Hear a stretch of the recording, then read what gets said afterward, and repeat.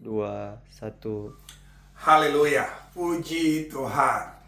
Tuhan Yesus sangat luar biasa memberkati akan setiap kehidupan kita. Dan malam ini dalam penentuan Tuhan, kita kembali bertemu dalam edisi Family Altar Action yang diberkati Tuhan. Saya yakin 10-15 menit Anda sudah sangat diberkati dengan worship team dalam menaikkan pujian dan penyembahan kepada Tuhan. Saatnya kita akan belajar bersama-sama malam ini, dan sebelumnya mari kita berdoa. Bapa di surga, hamba memohon belas kasihan-Mu buat kami semua yang hadir saat ini dalam Family Altar Action. Pakai kata dan kalimat yang keluar dari bibir mulutku untuk menjelaskan akan kepentingan Tuhan bagi kami semua hari-hari ini, dan sehingga daripadanya kami akan semakin hidup dan menyenangkan Tuhan dari hari lepas hari. Mari datang dan bantu kami untuk berkata-kata dan memahami apa kata firman-Mu. Dalam nama Tuhan Yesus kami berdoa. Amin. Dalam kitab Injil Matius 19 ayat 16 sampai 26 dikisahkan tentang perjumpaan Yesus dengan seorang muda yang kaya. Tak dapat disangka popularitas Yesus sangat tinggi. Semua orang ingin datang, semua ingin mengikutinya. Tidak terkecuali anak muda yang kaya ini. Dan kemudian dia datang buat Yesus. Dan dia bilang, Yesus, saya mau ikut engkau. Lalu Yesus berkata, kalau gitu sudahkah kamu lakukan hukum Taurat? Yesus membentangkan hukum Taurat semuanya satu demi satu. Dan anak muda ini berkata, saya sudah melakukan semuanya, izinkan saya mengikutimu. Kemudian tanpa disangka-sangka, saya yakin bukan hanya anak muda ini, tapi juga para murid yang mengikuti Yesus juga pasti terkejut dengan statement waktu Yesus berkata, kalau gitu masih kurang satu nih. Pergi, jual semua hartamu, baru ikut aku. Wow, ini sebuah keterkejutan ya. Ini seperti tidak ada dalam pertemuan-pertemuan sebelumnya Yesus dengan banyak orang. Dan tiba-tiba tak kala ada seorang anak muda, kaya lagi, mau ikut dia. Yesus berkata gini, pergi jual hartamu, baru ikut aku. Nah Bapak Ibu, ini memang bukan sebuah dasar teologi untuk bahwa semua orang yang percaya Yesus harus jual harta. Tidak ya. Saya sangat melihat ini seperti panggilan pribadi ya, dari Yesus kepada setiap orang secara berbeda-beda. Dan kebenarannya untuk anak muda ini ya kan kelihatannya keren tuh. Dia udah bikin semua hukum Taurat, tapi rupanya Yesus tahu kedalaman hati setiap manusia. Karena itu di pasal 6 kitab Matius kita diajar bahwa di mana hartamu berada, di situ hatimu berada. Yesus rupanya sangat tahu bahwa sekalipun anak muda ini ikut dia, tapi hatinya akan berada di hartanya. Nah karena itu Yesus bilang gini, kamu jual dulu segala harta, baru ikut aku. Nah, ini saya bilang ini seperti apa ya, sebuah sistem marketing yang jelek. Ya kan kita berpikir Yesus cari pengikut, tapi kenapa Yesus kasih standar yang impossible sampai murid-muridnya bilang gini, lalu siapa yang bisa diselamatkan kalau kayak gini? Siapa? Yesus bilang, ya bagimu mustahil, tapi bagi aku bisa-bisa saja sebab aku Tuhan. Nah Bapak Ibu yang Tuhan Yesus berkati, hal pertama yang kita mau belajar malam ini dalam pengiringan kita dengan Tuhan, kita nggak dapat tipu Tuhan. Tuhan tahu hati kita. Kita bisa menipu semua orang dengan pelayanan kita. Kita bisa memakai baju-baju pelayanan, kita bisa memegang Alkitab. Mohon maaf, kita bahkan bisa saja seharian di gereja. Tetapi bisa saja hati kita tidak selurus tindakan kita. Lihat anak muda ini, dia udah bikin semuanya. Tapi Yesus dalam kemahakuasaannya dapat melihat bahwa anak muda ini sangat terikat kepada hartanya. Karena itu Bapak Ibu yang Tuhan Yesus berkati, bahwa kita ikut Tuhan ini memang kita harus berani melepaskan semua yang mengikat kita. Bukan Yesus diskriminatif buat anak muda ini. Tapi Yesus tahu biar Yesus berjalan di mana, anak muda ini tubuhnya dengan Yesus, tapi hatinya dengan hartanya. Nah, coba kita kembali introspeksi diri kita. Bukankah kita sangat-sangat mirip dengan pemuda ini? Tubuh kita di gereja, tapi pikiran kita tempat lain. Tubuh kita di pelayanan, tetapi hasrat kita ada di tempat lain. Kita terjebak pada sebuah formalitas, rutinitas dari setiap agenda-agenda rohani yang olehnya kita berada di dalamnya. Anak muda ini, dia pikir Yesus pasti terima dia karena dia udah bikin semuanya. Tidak. Kita nggak dapat tipu Tuhan. Jadi kalau Bapak Ibu baca Matius 7 ayat 21-23, Tuhan berkata bukan setiap orang yang berteriak Tuhan akan masuk ke dalam kerajaanku, tetapi mereka yang melakukan kehendak Bapakku. Ini kan jelas, orang yang melakukan kehendak Bapa yang akan masuk, bukan pelayanan.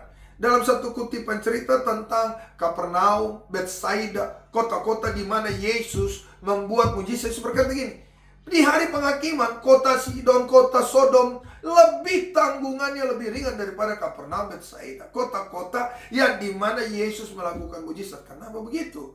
Karena keberadaan hati tidak seperti keberadaan tubuh. Amsal 14 ayat 12, ada banyak jalan disangka orang lurus tapi ujungnya menuju maut. Nah ini kan kita perlu mempelajari ini dengan benar. Apakah hari ini tubuh saya di gereja, hasrat saya di gereja? Tubuh saya di pelayanan, hasrat saya ada di pelayanan. Ataukah kita cuma lip service? Nah, kita berpikir manusia semua bisa puji kita. Hei, ada Tuhan yang menilai hati.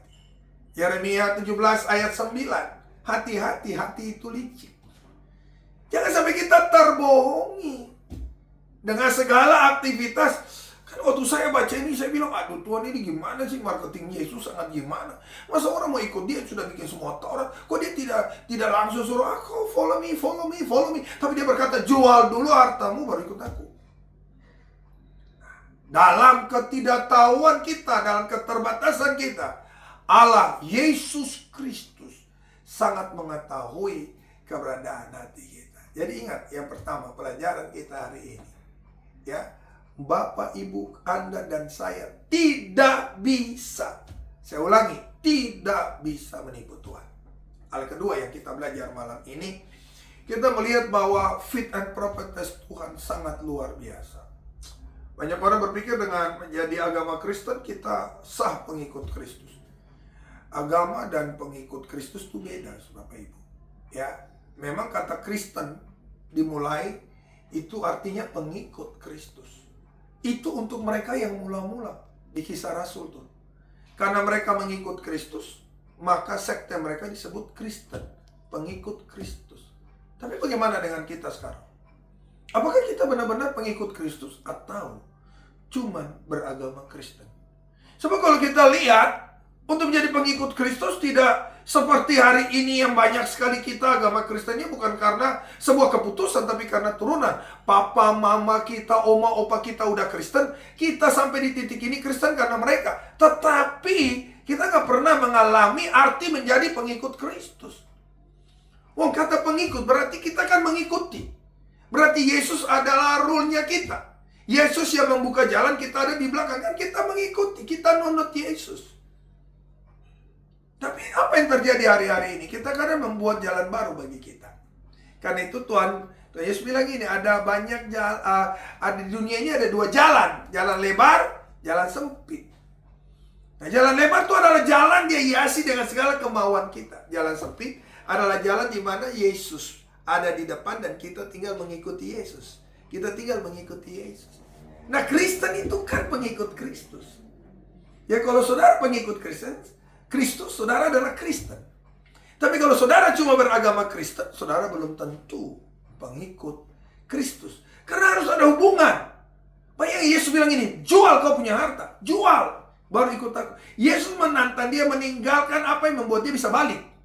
Dia bisa saja kan balik karena dia ada punya harta. Yesus bilang ini, kalau mau ikut beta, ikut sungguh-sungguh. Karena itu Yesus mengajar murid-muridnya apa? Serigala ada lubangnya, burung di udara ada sarangnya. Tapi Yesus tidak ada tempatnya untuk meletakkan kepalanya. Itu lagu sekolah minggu yang kita ajar. Ya, Yesus mau mengajar bahwa setiap orang yang ikut Yesus harus benar-benar total meninggalkan kehidupan ini dan hanya berharap ikut Yesus. Apakah kita ada pada dimensi demikian? Matius 16 ayat 24. Setiap orang yang mengikuti Yesus harus pikul salib, menyangkal dirinya.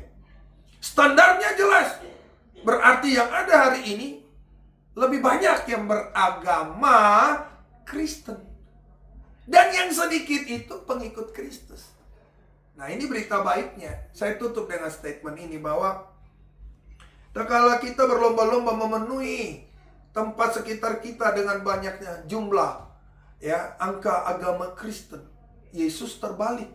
Yesus mencari yang benar-benar berkualitas. Karena itu dia berkata, banyak yang terpanggil, sedikit yang terpilih.